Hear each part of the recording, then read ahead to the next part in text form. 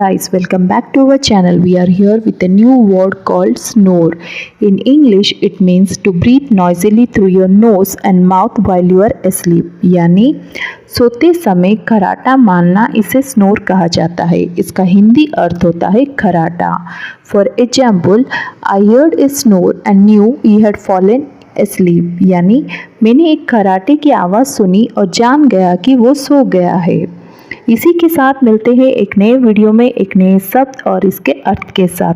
ऐसे वीडियो देखने के लिए चैनल को लाइक शेयर सब्सक्राइब कीजिए. आज के लिए इस वीडियो में बस इतना ही. धन्यवाद.